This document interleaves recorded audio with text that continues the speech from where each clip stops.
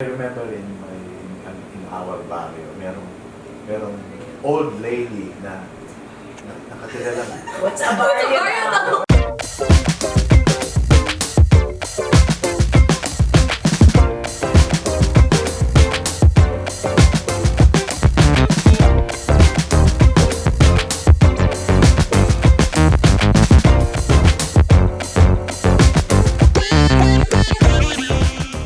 Hi, I'm Benjie. I'm a baby boomer. And I'm 62, but they said I look like 52. And that's nice. I am Laica. My age is none of your business. And I'm Gen X. Hi, I'm Monica. I'm 22 and I'm a millennial. Hi, I'm Iya. I'm 14 and I'm Gen Z. Would you prefer to have lived in a different time? No. Gusto ko dun sa time ko ako pangalan. Ako, yeah, I would have wanted to live in another time. Siguro mga thinking 80s, 70s. Number one, kasi gusto ko talaga yung music nun at that time. Yeah, right? Now we have like Old Town Road. I'm gonna take my horse to the old town. Alam mo, sobrang gusto talaga mag-disco house. To the disco house? Oo, as in yung tipong, ewan ko ba, hindi yung kwento ng mga kabila ko. Yung may mirror ball din. Oo, pwede. And mga waterboard or Ganun, organizer. totoo. Me, I like your generation, I think. I'm not sure. Yung 60s, 70s. Yung, like when you go to a club, I don't know what to call it, nightclub. Ganyan. Yung may actual dance, na may partner ka, tapos si Papa to ba? Because that is now weird, right? Yeah. Isa ka lang. Tsaka sa dance nung araw, sa basketball court lang pwede. Oo. And it was just so much more interesting. Yeah. Okay, Mila! Let's do this. Wala bang magko-coach? Okay lang.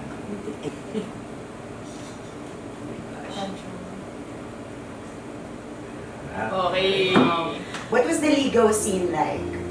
So, yeah, the LIGAW scene was like, parang so somebody likes you, and then most of the time, it has to be declared, or they declare it, na I'm going to court. Like, and it was court, it wasn't date. Yeah. It wasn't mutual. Yeah. You are going to woo me. Ganun siya. Everybody knows that you're courting.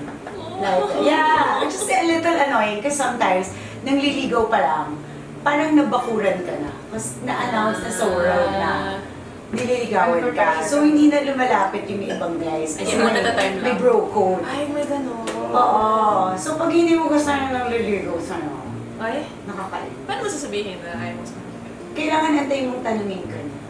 Tsaka big deal yung let's go on a date. Yeah. Big deal yun na. Parang marami na siyang na-effort Talaga? bago magkaroon siya ng ng tapang na sabihin, wait, can I be your date for? Wow. Tsaka pa din no. Kasi for us, parang it's super magulo. Like, parang walang label. Nothing's label. So you don't really know naguguluhan ka. Like, are you courting me ba? Or honestly, nowadays, courting isn't even a thing. Like, Yeah, parang, actually, You know Yeah. why? Because they want to be able to deny that they were Yeah. courting you. And then like, parang it's Oh, we were just just text honey. na lang. Like, hi, ganun. Oo, totoo. Or, Doon diba? na lang nag-uumpisa. Yeah. May pagtataya sa henerasyon na. Iba rin ang effort ng nanliligaw ka Right. sa part ng lalaki. Hindi mo alam kung ano yung dadatnan mo sa bahay. First time na papanig ka ng ligaw doon, hindi mo alam. Pala, pulis yung tatay. Pala, nakasakit na iba. Yeah, can you tell Tito what MU is in today's generation? So MU stands for Mutual Understanding. Basically, kunwari, may gusto ako sa isang tao and then he likes me back. So like, if I tell them, oh, I like you, and then he tells me, he likes me back, ano, MU na yun. So, Parang walang, hindi kami girlfriend or boyfriend, but then MU kami. So, In other words, pag isang umiibig na so like, it's difficult then because you don't know the label, you don't know the status. So parang if the guy does something, if he likes someone else, I can't get mad at him, diba? Kasi di naman kami. So Yes. parang super gulo. In your generation, in our generation kasi, your boyfriend, girlfriend, officially, when you say I love you to each other. Really? Yeah, kailangan mag-I love you-han. Otherwise, you're just dating pa. Go, go, go. Okay. how did gossip spread? So, tea time. Okay, so basically, so tea time. So when you say tea time in our generation, it's like, may gossip ka, ganun. So basically, para I just text my friends, oh, I have thesis. That means like, may kwento ka, may gossip ka, ganun. So usually it's just text, or parang you'll call like, oh, I have tea, I have kwento, like that. Or in real life then, pwede like, oh my gosh, I have tea, ganun. So it spreads in by word of mouth, but then mostly phone talaga. Pero syempre, kailangan nyo delete. Sa amin naman, may pass notes. Ayun, doon mo na nalalaman. Tapos, merong instance sa high school namin. Yung friend namin, nakapag-print out siya ng chat from YM. Yun, doon nalalaman yung conversations na that's where it spreads. Yun. May receipts. Kami wala, word of mouth talaga. So, parang pag may nagkukumpulan dyan, tapos parang gulong-gulong yan, malamang yan, meron silang binabash. How are you punished as a kid? Ako nadaldal ako nung araw Saka bata pa ako. Ang punishment sa akin ng nanay ko, pinapakagat ako. Punta ako sa bintana. Bintana ang jealousy namin. Kahoy Kakagatin mo. Isang oras ka nakakagat nila. Oo. Ako palo talaga. Yeah. Palo. Dude, child social services yung magulang ko. Hindi lang ngayon yun. Palo tsaka sinturon depende sa gravity. Like, I remember my dad had this belt before na parang siyang may mga engraved na design. Dude, like it was on my legs. Like you can clearly see the designs on my legs. Palo. Me, it changed gradually. Because when I was younger naman, wala pa naman akong cellphone at that time. So, at first, it was stuck in then with the belt and then cornered in. Parang I have to stand there in the corner for like 30 minutes or something. And then, when I grew up naman, it's grounded talaga. What was considered physically beautiful for your generation? So for me, I guess it's really hard na now kasi there's a lot of Photoshop and everything that is Instagram na now. But then I guess generally, matama sa ngayon, maputi, like that. And naman now, like everywhere. Generation ka ba? Generation nila yun. No, but then us also. Yeah, maputi, dapat. Yeah. Actually, I would think there's wider definitions of Yeah, I our know. generations now. Preference ko. Ayoko magsalita para sa ibang preference ko. Gusto ko maganda legs. Mabuti. Siyempre maganda rin ang mukha. Babango. Sinong peg nyo na celebrity kaya? Dati crush ko si Sandy Antolong. Hindi ko na kailangan. How is the LGBT community perceived in your generation? Ours, I like that we're very open now to the LGBT community. We understand that they are people and more people are understanding that they deserve Human rights. equal Yeah, human rights. same. I think with our generation, I mean, it differs from person to person. There would be like that school of thought na they were still marginalized. Like, bakla is an insult. Right. Right? And then I think it was even tougher for tomboys. I even say tomboys na. But, and then there are some naman, like, personally, I'm like a fag hog. Like, I enjoy them. They're so much fun. Right? But yeah, if you look at the general world, they really had an extra obstacle, I suppose, to hurdle. Sa amin naman, dalawa lang yun Pagka bakla ka, pagka showy ka na bakla ka, may nagagalit at tampulan ka, tawag mo tampulan, magaling yun. Tampulan ka ng jokes, katatawanan, lahat, mapapahiya. Pero doon naman sa mga nagtatago na bakla, It's mahirap. mahirap. Mahirap So now it's open to Kayo, knowing na bukas na yung mundo para sa kanila. Akala ko. Ayun na yun. Ano pong perspective yun? Parang bukas na yun. Yeah, parang tanggap na talaga sila. Ako rin, Hindi naman ako sa judgmental lang sa kanila kasi alam nilang bakla sila eh. Alam nilang lalaki sila.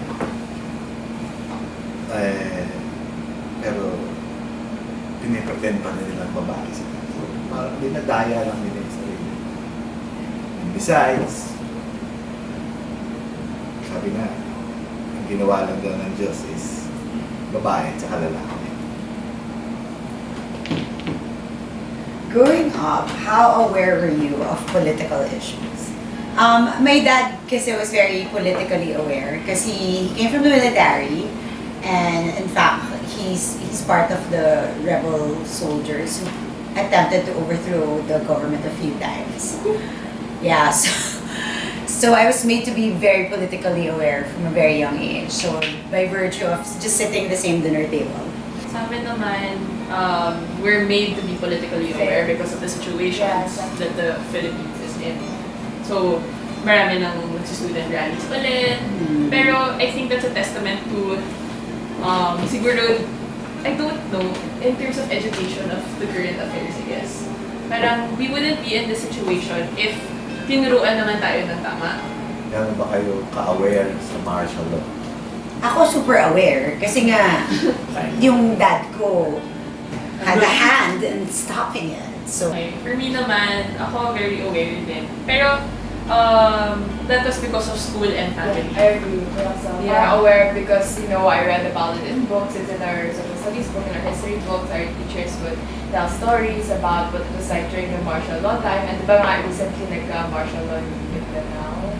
Right? So parang, syempre, they correlated it to before, so yeah. What's one misconception about your generation? For me, I think ang tingin sa amin is mareklamo. Kasi I see you nodding. I feel like you agree.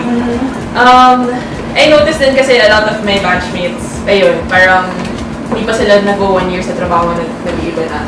Ay, parang 1 year, they don't even last 1 year sa job nila. But I think that's because we are opening our minds and we're allowing ourselves to be more diverse. Na we're taking the time talaga we have to really determine what it is that we want to do in life. So, yun. For me, siguro entitled. Although siguro may do, but I don't think we should generalize kasi, there's still some of us that want to be hardworking and strive for the best, but then syempre there's some people talaga. Because we can't avoid that naman in each generation, I'm sure there are entitled people. Then I think people think talaga that we're entitled because we have all this technology around us. Yeah. for me, I guess, I don't know, lacks imagination or like we're too strict and parang one track about how things should be, I suppose. Not open-minded. Yeah, because like I think people forget that we were also young and crazy once and lost like you guys. It's just that we're at this point now. Obviously, we kind of know that sana alam mo na by this time what direction you want to get at, and so there's not a lot of exploration anymore. Lalo na kami ako sa mga senior citizens, I feel na parang hindi na kami importante sa mga bata. Just like sinabi mo kanina, diba, ano na tayo,